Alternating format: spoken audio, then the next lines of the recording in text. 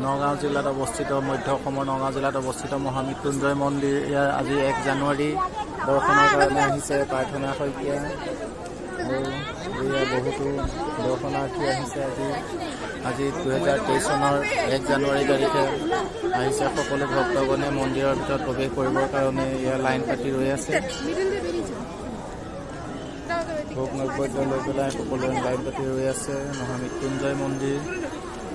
খুব উচ্চ লিংগাকাৰ শিৱ মন্দিৰ মহামৃত্যুঞ্জয় মন্দিৰ ইয়াৰ দৰ্শনাৰ্থী লাইন পাতি মন্দিৰৰ ভিতৰত সেৱা কৰিবৰ বাবে ৰৈ আছে আজি 1 জানুৱাৰী বহুতো দৰ্শনাৰ্থী আহিছে সকলো লোকাৰণ্য হৈ পৰিছে পিছলৈ বহুতো লাইন আছে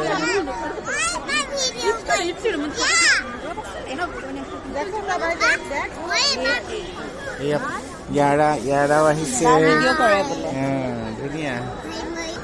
মহামৃত্যুঞ্জয় মন্দিৰ চাকিবতী জ্বলাবৰ বাবে বাহিৰত সুব্যৱস্থা কৰি দিয়া হৈছে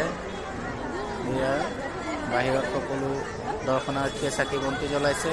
চাকি বন্তি জ্বলাই লাইন পাতি মন্দিৰৰ ভিতৰত প্ৰৱেশ কৰিছে ইয়াৰ দৰ্শনাৰ্থীসকল লাইনত ৰৈ লাইন পাতি গৈ মন্দিৰৰ ভিতৰত প্ৰৱেশ কৰি সেৱা আগবঢ়াইছে এয়া মন্দিৰৰ ভিতৰত মৰম ধৰিছে আৰু মন্দিৰৰ ভিতৰত পূজা অৰ্চনা চলি আছে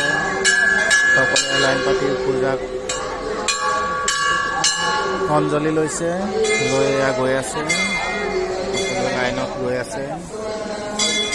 লাইন ভংগকাৰীসকলক এয়া গাৰ্ডে পিছলৈ পঠাই দিছে আমি যাম লাইনত লাইনত